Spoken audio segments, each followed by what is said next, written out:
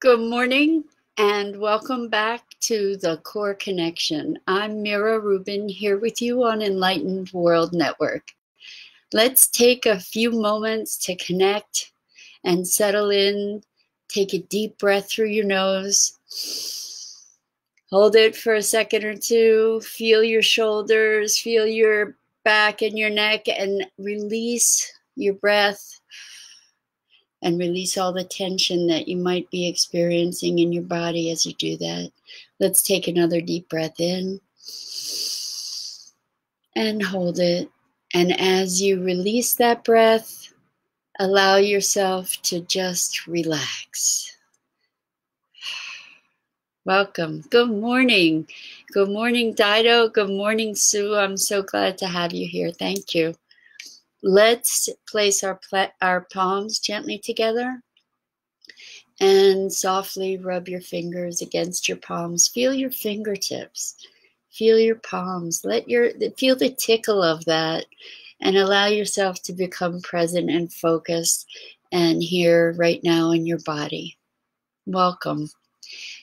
Today, I would like to speak about overwhelm because I'm very grateful. It used to be something that I experienced on regular occasion, but now, fortunately, it's a rare experience. But I woke up with an experience. I actually went to bed with an experience of a bit of overwhelm and woke up that way. And so it had me looking at what is it and how can we contend with it and balance it. I think that especially in these times, it's probably a really relevant topic. So what is overwhelm? And I guess there's a mental overwhelm and there's an emotional overwhelm, and there's not necessarily a clear separation. But what the experience of overwhelm is for me, and I imagine it is for you on occasion as well, is sort of a frenzied pattern of thought where there's, I've got to do this, I've got to do that, I have this, and it's exacerbated by an internal conversation that is creating urgency, and by piling one thing on top of the other, it feels more frenzied and you feel more tense and it feels like things are going faster. And the question is, what do we do to address that? And it may seem counterintuitive when there's so much that demands your attention and so much to do. It may seem counterintuitive to slow down, but that is the antidote, is to just slow down and stop. And the value of being able to slow down and stop is that it enables a perspective to start finding true priorities. But you can't do that from a state of frenzied activity. So by slowing down, making yourself present in the moment, stopping, taking a few breaths, relaxing, which is, I understand in the face of overwhelm, it's a little challenging or counter intuitive to just relax, but that's where our resourcefulness comes from. That's where our sense of presence comes from, is if we can just relax into our body, just be present. And the truth is, we can do one thing at a time. So there's also a lot of internal conversation that works with overwhelm, like self-talk, that could be potentially quite negative and damaging and even destructive. So let's look at the self-talk that we have in these moments of overwhelm. And one of the things that I was gifted with through training that I took from an organization in the Philadelphia area called Next Level. It's an emotional intelligence training. It's wonderful, profound, transformational. One of the things that was just a very simple and elegant transformation was to move from the verbiage, I have to do this, I have to do that, to I get to do this, I get to do that. And what that transformation creates is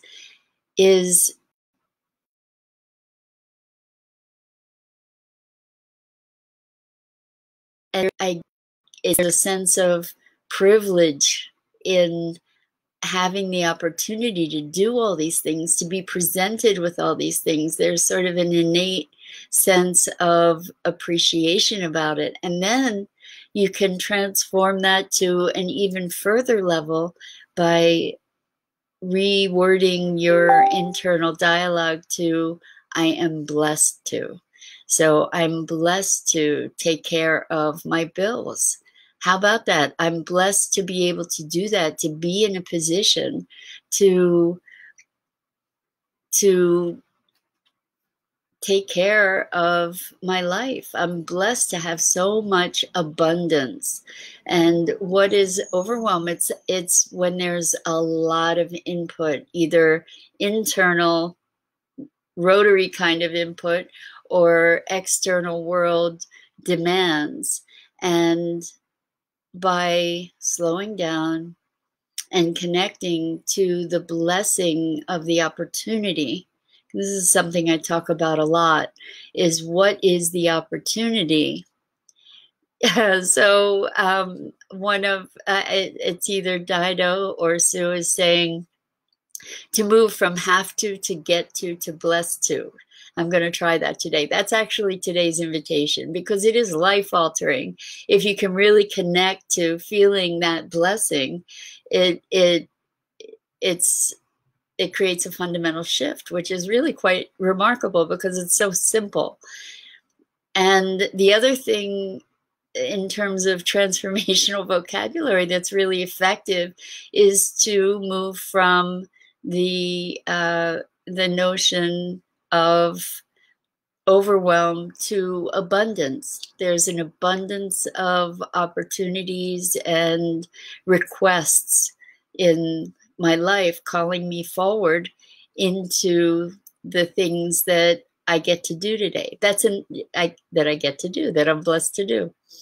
So I think last of these 3 tips would be to just, after centering, after slowing down, after taking a moment to breathe and come back to your presence in your body, and feeling your body is a really good way to sort of stop some of that noise, putting your attention on what's happening physically, because the mind wants to run like a squirrel or a hamster on a wheel. The last piece is to just focus on one thing at a time, because we can't do more than one thing at a time.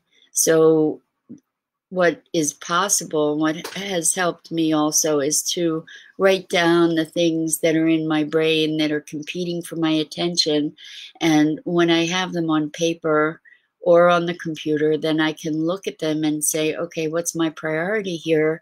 And what's interesting is that as you take priorities and put your focus on that thing when you're doing that thing, the overwhelm dissipates. And what happens is that you're more productive, because you're able to put concerted action and attention where it's going to have a result. So the foundation of overwhelm is trying to go into many directions all at once. And that's paralyzing, because you're trying to go left and right and forward and back all at the same time, which means you end up not being able to move. So the idea is find your center and then choose a direction and address things one by one by one, at the very least, especially in cases of extreme overwhelm, 1 foot in front of the other, 1 step at a time, is the way to handle it. And actually, I'm thinking about the parallel between this and addressing emotional overwhelm. This is a time of great emotion for many, many folks.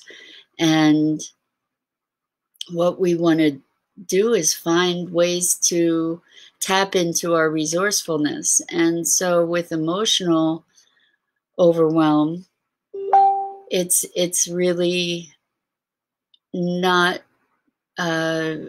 dissimilar. What we want to do is find a place to be present to the foundation feeling, and to actually stop, and instead of resisting it, experience it. The resistance creates a greater tension between your existing emotion and you're trying to fight it off. So with grief, what I have experienced and what I have noticed to be very effective is to take 1 minute at a time. In this minute, how am I? In this minute, I can deal with this minute. I can deal with this minute, even if it's second by second, to move forward through the emotion and the circumstance, and to be present in that moment instead of trying to project it out into a future that is unknown, that serves to intensify potentially the experience. So emotional overwhelm, 2 particular ways to interact with that is first to be present with it and to stop expending all this energy to try and avoid it. Just be present to it, sit into it, breathe into it, find it in your body. And this is kind of a miracle process. And I have my theories as to why it works, because emotion is energy. And there are energetic patterns in our bodies. And when we have deep emotion, what our experience is, or what our tendency is often to do, is to brace against that experience, to tense and brace and create a resistance around really feeling it, to try and make it go away, to try and tamp it down. And that's adding energy to that already existing energy, and it sort of locks it in. Plus it depletes us because it's so intensive in its demands. So by allowing ourselves the gift of really experiencing the grief when you're experiencing it, experience the overwhelm when you're experiencing it. And what I mean about this is a distinction from feeling the feeling, between feeling the feeling and thinking the story or the internal dialogue that, or monologue, that is going on, that is accelerating that experience of the emotion. So feel the feeling, identify where it is in your body. And here's where the magic comes in. As you notice where it is in your body, observe it, rather than trying to act on it and make it go away, or trying to force it. Allow yourself to observe it and be present to it and watch it move and breathe into it.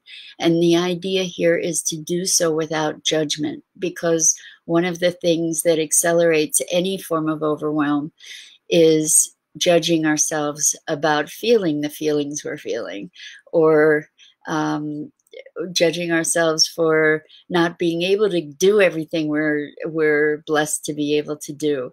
So when we release that resistance and allow ourselves to be present, and present without judgment, we allow the space for that emotion or that experience to dissipate. And it may sound crazy, it may sound counterintuitive, but I have observed this for more than 30 years in the core connection work that I do. What we're doing is being present to the manifestation of the emotion in the physical body. And as we're present to it, without judgment, just observing it, and watching it. And sometimes it takes a while to just breathe through it and be present and connect to it and not identify with it, but observe it. It will dissipate. It will move. The sensations will move through your body. The emotion will morph into other emotions. I have so often seen, for instance, grief turn to anger or rage or disappointment, and back to sadness. And then what's amazing is that it can transmute very naturally to a sense of freedom and relief. And it's not logical. Emotions are energy. They are not logical. And we can generate them by the way that we think and the way we focus our attention. But the emotions themselves are energy. And they do show up energetically in your body. If you tune in, you can find it. Like if you feel sad, where is that sadness in your body? Touch into it. Allow yourself to be present to it without the mental stories about it, and breathe into it and watch it, and imagine it had a color or a shape, and allow yourself to watch what happens as you recognize its appearance and how it might change. And it feels oftentimes like a flight of imagination and fancy, like you're making all this stuff up that you're imagining about this feeling. But it's a way for your other than conscious awareness to communicate with you more deeply. And thank you, Dido or Sue, working with emotions is working with energy. And we all have that capability. So what we want to do is first bring ourselves present, quiet our conversation about it, or if it's still going, just know that it's going to go and you don't have to pay attention to it. And release the judgment, which is resistance, which compounds that compaction of energy, and then observe that emotional energy in your body as it moves. And this actually is such a powerful technique. I have had the occasion to use it on physical injuries as well. Because really, what are we? We're spirit, we're energy. We're not truly physical beings. And if you want to play with that, I had twisted my ankle on a walk pretty badly. I had fallen, and some people stopped and helped me up, and I was far from my home. I had walked a distance, and I sat for it might have been 40 minutes, but I sat and allowed myself to experience the pain in my ankle. And what was really interesting is that it got worse as I was experiencing it. It became almost excruciating at one point, and I just breathed into it. I just made myself present to it. I just allowed myself to feel it and experience it. And the remarkable thing is that it disappeared. It disappeared, and I was able to walk home. I wouldn't have run a marathon, but I was able to walk home without limping. It was rather miraculous. So this is a key to something that we all have the opportunity to explore. It works on a physical level, it works on an emotional level, and it is a way that we can connect with ourselves as energy. What needs to happen for it to work is to release the impatience and the judgment and just breathe and be present. And so this was talking about overwhelm and how to release and move beyond it. And it's a sort of a 3-step, just to review. First is become present. Second is observe. And the third is put one foot in front of the other, is the easiest way to go about it. So the invitation today, and there was transformative language to recognize I get to instead of I have to, and then I'm blessed to deal with this abundance of input in life. So thank you so much for joining me.